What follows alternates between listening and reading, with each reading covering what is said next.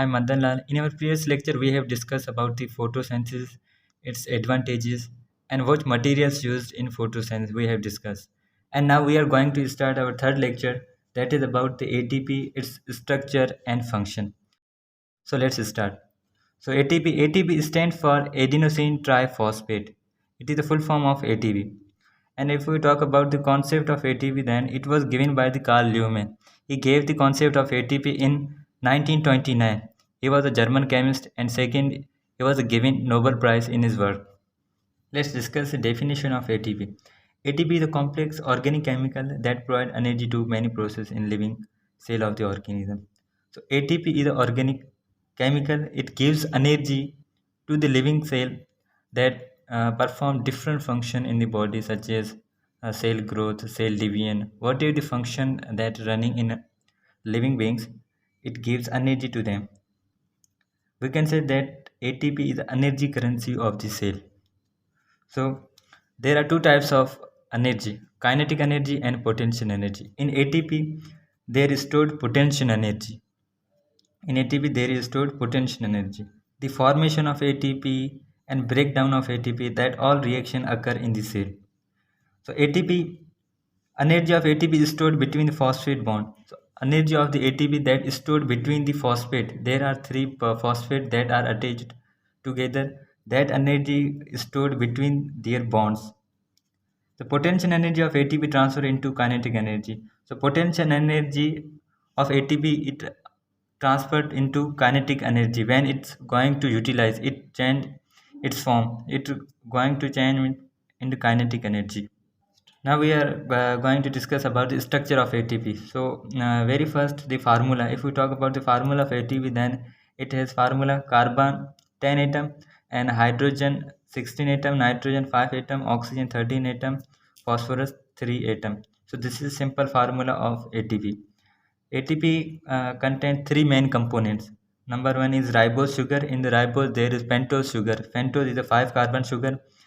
And second is adenine. Adenine, it is a double ringed nitrogenous base. It is a nitrogenous base. And third, we have three phosphate group. Three phosphate group attached in a linear chain. Now, if we talk about the bond between them, there are phosphodiester bond between them, and every phosphate connect by a tied symbol, by this kind of symbol. How they provide energy? When the bond break, they give energy. The further structure of ATP is ATP contains three main components: the ribose sugar, adenine, and phosphate group. In ribose sugar, there is pentose sugar. Pentose is a 5 carbon sugar.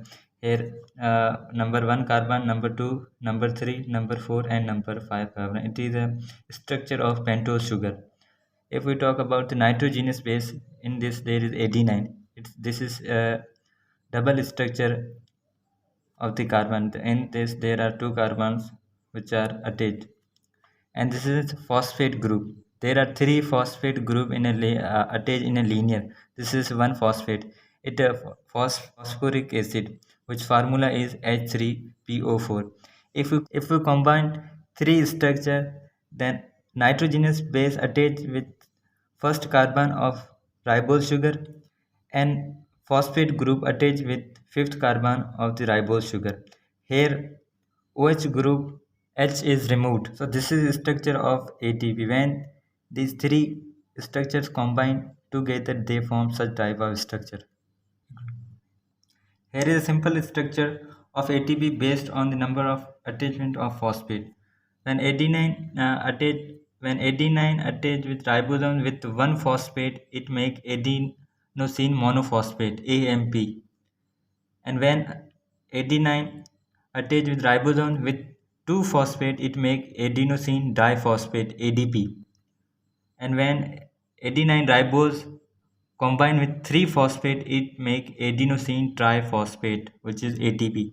These phosphates are held by tiled symbol.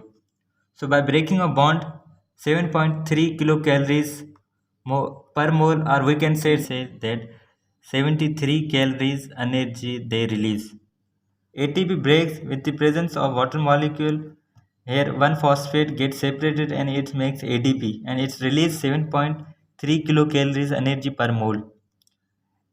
And here ADP with the presence of water molecule it further converted and one phosphate gets separated and it make AMP, adenosine monophosphate, and it's release energy 7.3 kilocalories energy per mole. So this is simple structure of ATP.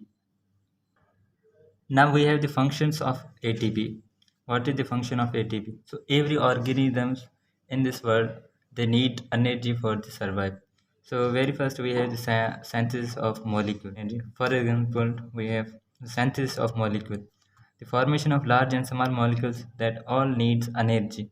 Now example, for example, protein converted into amino acid. Protein is a large molecule and amino acid is a small molecule. So protein when converted into amino acid that also need energy. Example, when similar monosaccharides when combined they form carbohydrates. Monosaccharide is a simple small molecule and carbohydrate is a large, so they form large molecule that also need energy.